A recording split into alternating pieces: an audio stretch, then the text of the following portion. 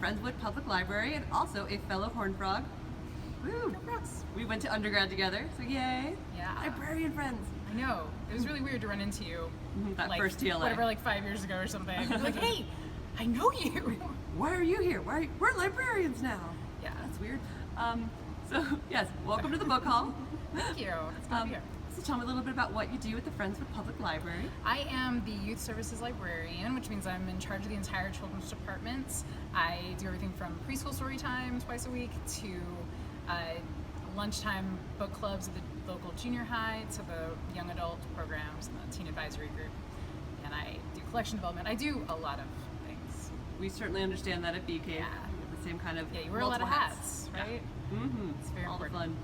It's more fun that way. You don't get bored. No. Like, I'm doing something different every day, and I have friends who are like, I don't know, they're like people who do data entry, and that's just like numbers and spreadsheets. Best jobs ever. Yeah.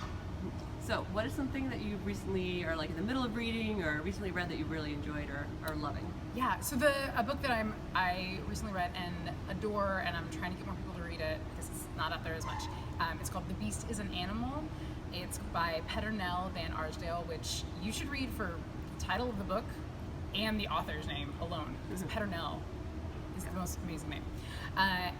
It's a dark fairy tale that, so if you like, if you like anything like kind of dark and mysterious, you'll like this. It's about a young girl who is suffering from insomnia. She like sneaks out of her house in the middle of the night, and she like goes walking around town, and these two strange women who are just covered in dirt and leaves walk by her in the middle of her village's like main street, and they don't do anything to her, but she's like, well, that's weird.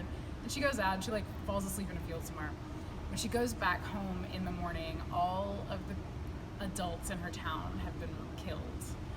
She walked by these soul eaters, and so all that's left are the children. And a neighboring village reluctantly takes in these children. It's a very like puritanical village, and they're terrified of what happened to the adults in Alice's village. So they erect a giant wall around their entire village. And like one does. They, as you do when you're scared of outside influences. And it goes from there. Alice is afraid that there's something evil in her that stopped the soul eaters from eating her soul, and so she's got that inside of her, and all of the children from this original village are put in charge of guarding the wall at night, and it's just kind of a bad scenario, but it's so good. It's kind of creepy.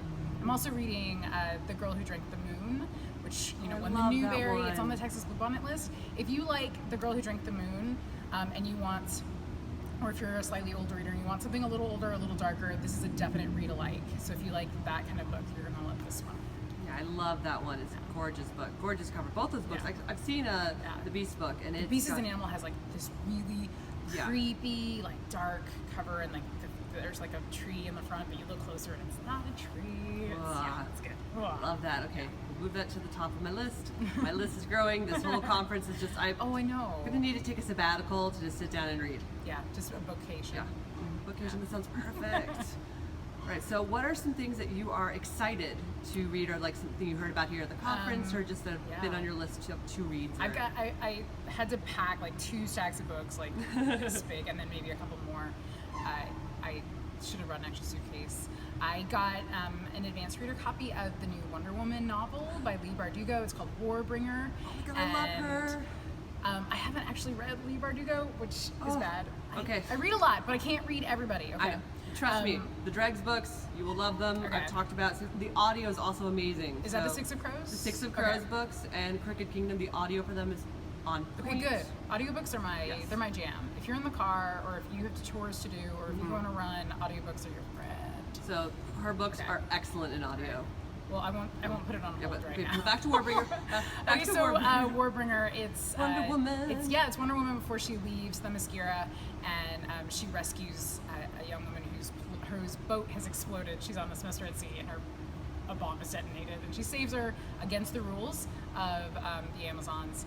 And it turns out she is a Warbringer, and I guess a Warbringer is exactly what it sounds like, a being who brings war. And so they kind of defy everything and their friends. But I'm shipping it already. Yeah. Just from the back of the book. I got a copy of that as well, so we will have to discuss after we both read it because it looks so good. I love the author and I love Wonder Woman. Yeah, I'm psyched. The other book that I got that I don't know if it's going to get as much like buzz is called Maud, and it's a novelization of the life of Ellen Montgomery, who wrote the Anne of Green Gables series. It's from Penguin's teen Canadian imprint, and the author is Melanie J. Fishbane, and the cover is beautiful. And if you've read the Anne of Green Gables novels, Anne is this really like imaginative, like very optimistic person, and she just kind of makes the best of, bad situations that she was put into. And she gets into a lot of trouble, but things always turn out right. Ellen Montgomery lived a life that was a little similar to Anne, where she was not like with her birth parents, just kind of shuttled around from home to home. And she was really imaginative, but things were a lot darker for her, and she dealt with depression and things like that.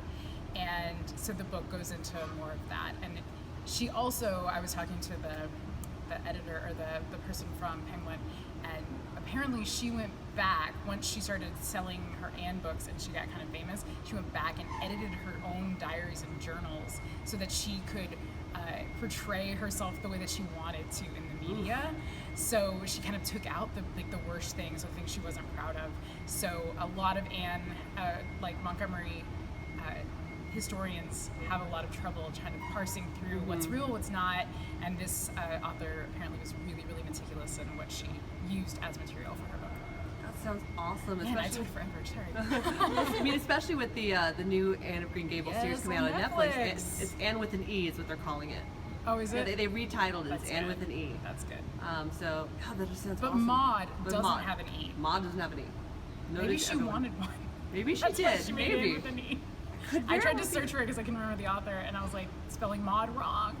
This is very embarrassing. Oh, so Maud without an E. Maud Maud. without an E. Okay. So yeah. So yeah, that sounds like you've got all your sex book. You got those. Can I do a plug? You can do a plug. Okay. Plug. I have a booktube channel on YouTube. My channel name is Reading Rainbow Hair. Makes sense. If you're listening to the podcast, she's got beautiful colored hair. It's some of the best hair here at TLA.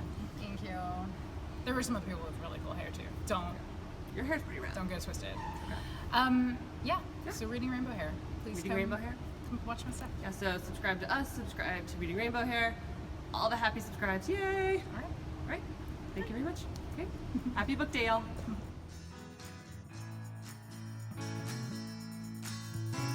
The Bee Cave Book Haul is part of the Bee Cave Public Library's podcast channel. It is produced and edited by Megan Fisher. Thanks to the Friends of the Bee Cave Public Library for the donation of our podcast equipment.